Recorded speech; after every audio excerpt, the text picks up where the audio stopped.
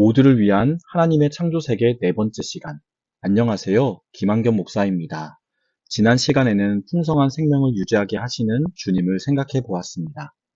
함께 목차를 살펴보겠습니다. 1부. 지난 내용 돌아보기.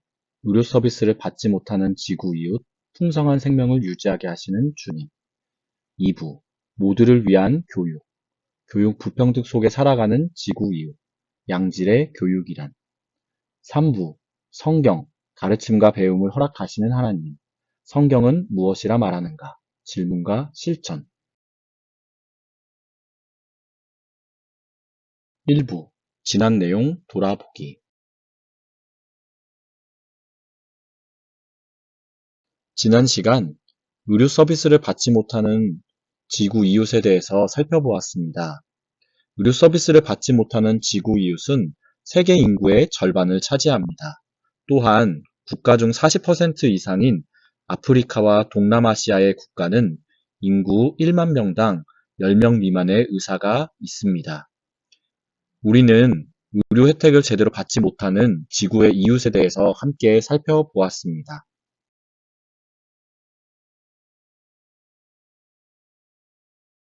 세계보건기구가 정의한 건강은 단순히 병이나 질환이 없는 상태를 넘어서서 신체적, 정신적, 사회적 안녕이 완전히 이루어진 상태입니다. 건강을 신체와 정신뿐만 아니라 사회적 시스템까지도 연결지어 생각하고 있음을 알게 되었습니다.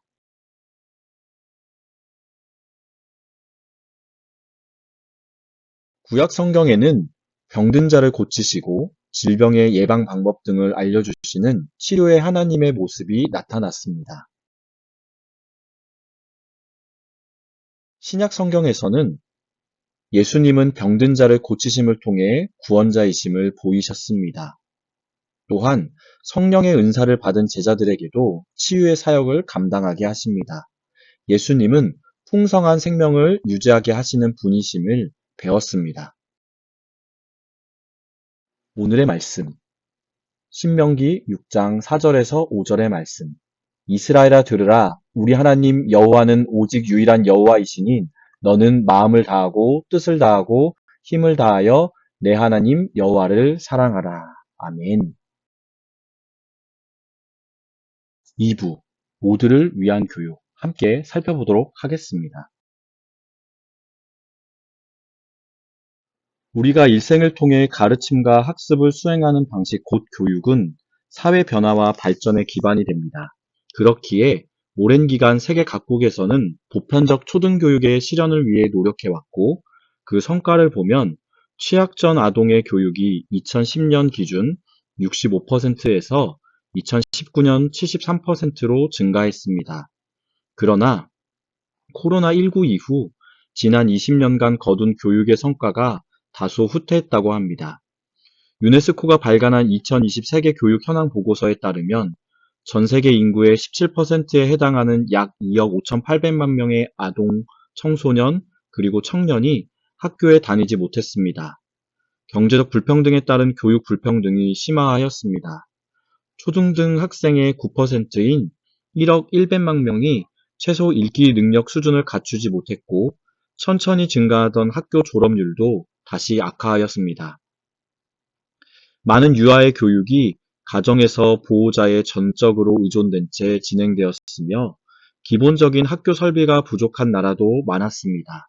2016년에서 2019년 사이에 파악된 최빈국에서 기초 설비를 갖춘 학교의 비율을 보면 마시는 물 시설을 갖춘 학교는 56%, 전기 시설을 갖춘 학교는 33%, 손세척 시설을 갖춘 학교는 불과 40%에 불과했다고 합니다.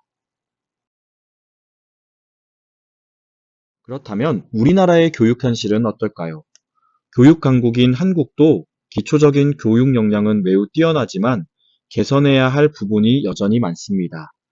한국형 지속 가능 발전 목표, 모두를 위한 양질의 교육의 세부 목표는 양질의 초중등 교육 이수, 고등교육 및 직업 훈련에 대한 접근의 평등 보장, 세계 시민교육 및 지속 가능 발전 교육의 확대 등입니다. 이에 따른 주요 정책 과제로는 공교육 신뢰 제고, 유아 교육의 공공성 강화, 고등교육의 기회 확대, 평생교육 직업교육 훈련 지속 가능 발전 교육 강화, 소외계층 기초교육 및 직업교육 학습권 보장, 균등 교육을 위한 재정 투자 확대, 교원 전문성 강화 등이 제시됩니다. 그러나 경제적 양극화로 인한 교육 형평성의 문제, 기초학력 미달인 중고등학생 비율의 증가 추세, 고등교육 재원의 높은 민간 의존도 등이 한국 교육 시스템이 개선해야 할 문제들입니다. 저출산, 고령화로 인해 평생교육과 직업교육 시스템의 구축도 시급히 요청되는 상황입니다. 유네스코에서 정의하는 양질의 교육은 무엇일까요? 단순히 독해, 수학 능력과 같이 기본적인 배움의 기술뿐만 아니라 비판적인 사고를 기르고 지역, 국가, 세계 전반에 적용되는 평생 교육에 대한 요구와 역량을 키워주는 것입니다. 모든 사람은 성별, 기능적 능력, 집단 소속 및 사회적 지위와 관계없이 전생애를 통해 양질의 교육을 보장받아야 합니다. 나아가 공공의 노력과 공공재로서의 교육이 강화되어야 합니다. 탄소 중립과 친환경 경제로의 전환과 동시에 인공지능과 자동화로 인한 고용 환경이 변화되는 가운데 교육에 대한 새로운 관점과 노력이 필요합니다. 학습과 학생, 교사, 지식, 세계 사이의 관계에 대해 지금까지와는 다른 방식의 접근으로 접근해야 합니다. 이러한 교육에 대한 연구, 세계적인 연대와 협력, 고등교육기관의 적극적인 역할이 요구되고 어린이, 청소년, 부모, 연구자, 활동가, 고용주, 문화 및 종교 지도자 등 모두가 교육의 미래 건설에 참여해야 합니다. 지역사회 마을과 학교가 함께 삶과 연계되는 교육과정을 만들어서 전인적 교육과 돌봄을 진행해야 합니다. 우리는 교육으로 세계와 또한 서로와 연결되고 새로운 가능성을 향해 나아갈 수 있습니다. 그렇다면 성경에서는 어떻게 말씀하고 있을까요? 성경, 가르침과 배움을 허락하시는 하나님. 교육과 관련된 구약 성경의 말씀을 함께 살펴보겠습니다. 우리는 창세기와 출애굽기를 통해 타락한 인류를 구원하시는 하나님의 계획과 성취에 동참하는 하나님의 백성이 어떻게 생겨났는지 알게 됩니다. 출애굽기 12장에는 유월절의 이유와 의미를 묻는 자녀들에게 가르쳐야 하는 내용이 나옵니다. 여기서 하나님의 은혜에 반응하는 공동체 안에서 삶의 방식과 정신을 계승하는 교육의 역할이 발견됩니다. 신명기 6장 4절에서 9절의 말씀은 하나님에 대한 사랑이 교육의 기본 원리입니다. 신명기 6장 20절에서 25절의 말씀은 역사 속에서 하나님께서 하신 일이 교육의 내용임을 알게 해줍니다. 잠언 1장 7절의 말씀은 진정한 지식의 근본은 주님을 경외하는 것이라고 말하고 있습니다. 신약의 말씀들을 함께 살펴보도록 하겠습니다. 예수님의 중요한 사역 중 하나가 바로 교육이었습니다.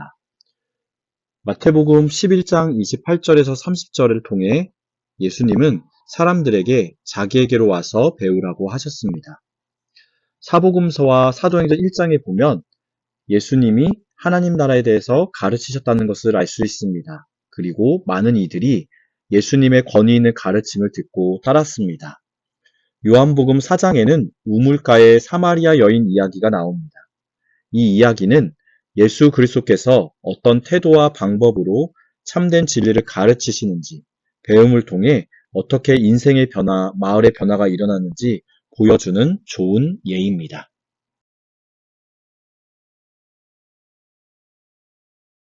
성령님 역시 교사로 표현됩니다. 누가복음 12장 12절, 요한복음 14장 26절을 통해 우리는 성령님께서 교사의 역할을 감당하신 것을 알 수 있는데요. 성령님께서 하나님 나라의 말씀을 가르치시고 또 그 하나님의 말씀을 생각나게 또 깨닫게 하십니다. 에베소서 4장 11절, 고린도전서 12장 8절, 로마서 12장 7절에 보시게 되면 한몸된 교회를 위해 성령께서 주시는 은사에도 교사와 가르침이 있습니다. 신약 전체에서 하나님의 백성들은 제자 공동체를 이루어 말씀과 성례를 통해 하나님께 배우고 서로에게 배우며 하나님의 사람으로 성장합니다. 그리하여 하나님의 지혜를 가진 제자들은 윤리적 통찰을 가진 고귀한 인격으로 사회적 책임을 다하며 평화와 정의가 가득한 사회를 세우게 됩니다. 그렇다면 교회와 선교 역사에서는 어떤 일이 있었을까요? 함께 살펴보도록 하겠습니다. 교회와 선교 역사를 함께 살펴보겠습니다.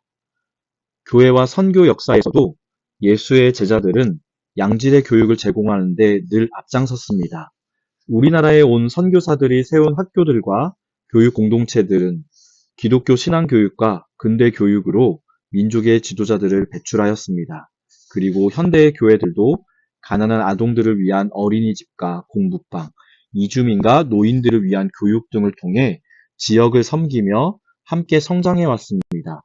인간에 대한 성서의 이해와 교회의 역사에 근거하여 그리스도인들은 모든 사람이 차별 없이 교육을 받고 생명력 있는 공동체의 일원이 되게 하는 일에 참여해야 할 것입니다.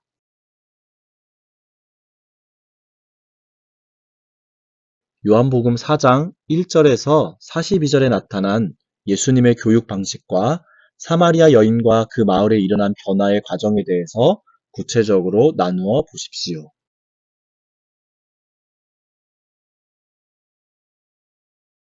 양질의 교육을 위해 어떤 조건들이 필요하다고 생각하십니까?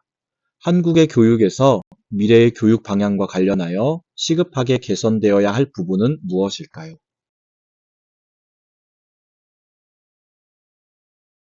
기초적인 교육을 받지 못하는 형편에 처한 이들이 세계적으로 많이 있습니다.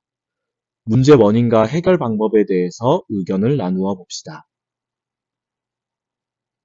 우리 교회 또는 내가 지역사회에 기여할 수 있는 교육의 방법은 무엇이 있을지 생각해보고 실천해 봅시다.